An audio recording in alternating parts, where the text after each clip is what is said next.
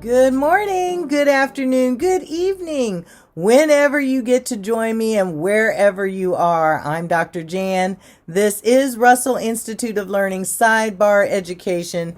And the other day, we started with Born to Read, how to raise a reader. And that was day one. Well, day two, we are going to look at when to share books and how to share books. And then tomorrow we will finish up with and remember. So let's get started. And remember, if you didn't get to see it before, you can go back and you can find it YouTube, Facebook, LinkedIn. And we started that even though this little brochure tells us that you start right after they're born, I really believe that you can start reading to your child as soon as you know you have conceived. They can hear you, they can sense. And again, you want to read positive, godly, uplifting books, because again, they will gain a positive attitude. So when to share books, it says begin when your child is born, but I say begin before. 2, set aside a special time each day, such as nap time, bedtime, or other meals. And I mentioned in my last episode that in my household, we had a time every day that we set aside for reading. Now, when my children were small and they still were taking naps, the reading was before nap and before bed. Then, once they got older and we didn't quite do naps anymore, it was often when they may have come home from school or a certain time set aside. So when you can set a regular time, then they start to anticipate. And even if they're a child who doesn't always like to read, they then are still getting in the habit. Because again, we may have to encourage them or find the right kind of books that they like. 3, share books when you and your child are in a relaxed mood. Reading should be fun. Reading should be relaxing. So again, if you've just come in from the grocery store, you've unpacked the groceries, and you've still got to cook dinner, probably not the time to choose. Maybe you could do it, say, let's get done with dinner, and then let's read a book. Let's read a book, and my recommendation is read a book before you get to watch TV. Or set a TV time and say, then we turn it off and we're going to read a book. Number 4, limit sharing time if your child becomes fussy or restless. We can get all legal, as I said, maybe 10 minutes, 15 minutes, 20 minutes, wherever it is.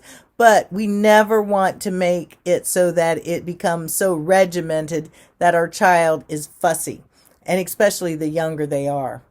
5, when to share books. Take advantage of waiting times to share books on trips, at the doctor's office, in line, or at the grocery store. That was one of my favorite times, that when we were traveling and I couldn't read a book because I was driving, I would tell a story. And I can remember my grandson, who is 13 now, he said, tell me again. Once upon a time, there were 3 bears. There was Mama Bear, there was Baby Bear, and there was Papa Bear. So, you know what? Tell a story while you drive, and while you can, it doesn't have to be out of a book reading, but tell a story. It's story time. Then we also have when to share a book, soothe a child who is sick or cranky.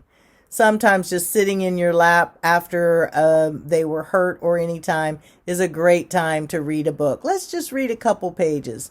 And I just got off the phone with my daughter, and I think, I hope she gets to watch this, or I'll send her a message. This is a great time. Nico is just over a year old. He's still cutting teeth. He's sleepy. And you know what? This would be a great time to read a book. Grandma just read what would be very helpful. And I'm not going to read all of how to share the book. We're just going to go with, let's do the first 4. Find a comfortable place to sit. A rocking chair is wonderful, or a cushy chair, and try to do the same place. Even as adults, we have our favorite chair that we may sit in and read. If you have one of those nice window seats, is a great place to be able to find, because it becomes cozy. How to share a book. Number 2, recite or sing rhymes from your favorite books. So that's another one. 3, Turn off other distractions, television, radio, or stereo. There you go. Either make it before or after. And unfortunately, I think our children have gotten so accustomed to seeing TV, we have to help them become imaginative in the written word or the spoken word, and that taking them out of that TV helps them inside. Again, the more you read, the better you become as a reader, but also it increases your comprehension. Number 4, final for today, because there's like 8 or 9 on just how to share. Hold the book so your child can see the pages clearly. Let them sit. And this may also mean that while they are small, the books may have to be a little more of those hardcover, because as they want to touch them, they might try to rip the pages. I can remember, oh, you can't have the book. But if you get the right kind of book, then they can hold it, they can see it. You might even put your fingers to be able to follow along, because we said there's going to come a time they're going to want to take the book and pretend like they're reading, and you'll hear them, and oh, don't forget, encourage them, because to them, in their ears, they might really be hearing the words that you have read.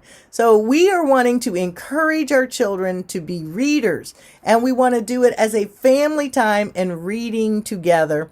And if you have small children, you may have to read to them or have an older sibling read to them. But then as you have older children, maybe like with my grandson who's 17, we wound up reading some of the same books. And even though we weren't in the same household at the time, then we were having the opportunity to talk about them. So we're going to find, how can we keep our children reading no matter where they are in the age range? This is Russell Institute of Learning Sidebar Education. I'm Dr. Jan, and I'm so glad you're with me today, and I'll look for you tomorrow. Please like, follow, comment, and share, and let's keep our children reading.